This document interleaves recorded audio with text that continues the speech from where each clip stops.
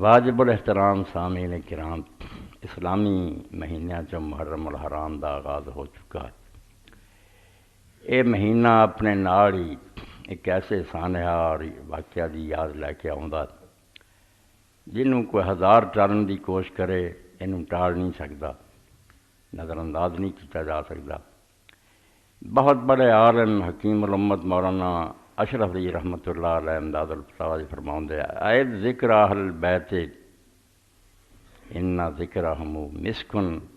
اذا کررتہ یتضوع، کہ اہل بیت دا ذکر کردا رہا کر، اس بات نو دہراوندا رہا کر،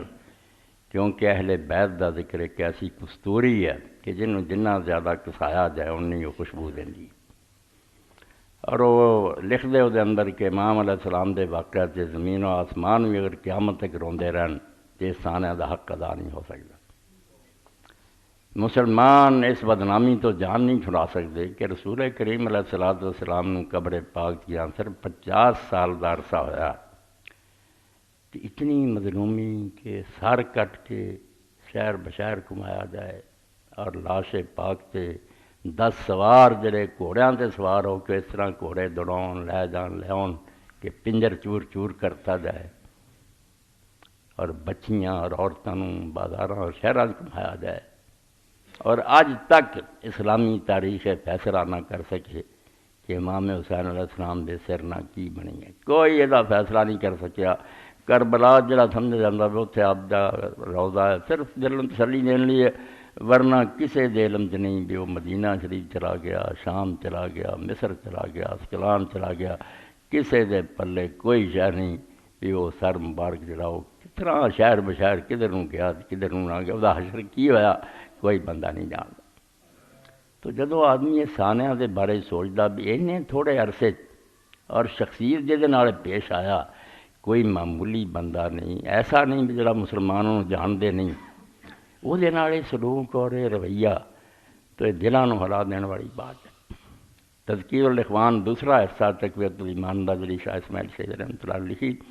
وہ دے اندر مسند احمد دی حدیث جنہوں امام ابن کثیر نے البدایہ والنہایہ دی 8ویں جلد کیا سند دی بالکل قوی ہے، اور اس دور سے علامہ البانی آندے بالکل صحیح حدیث ہے کہ دن بالکل عاشورے دا مکہ معظمہ ہے۔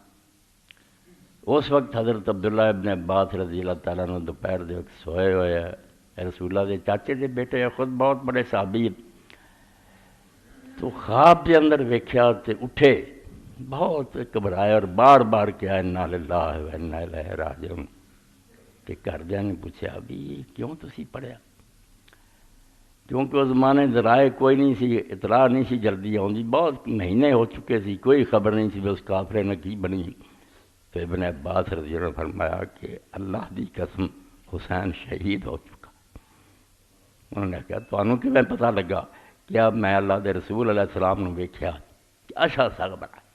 حضور دے بال مبارک بھی بکھرے ہوئے ہیں، مٹی کٹا پیا،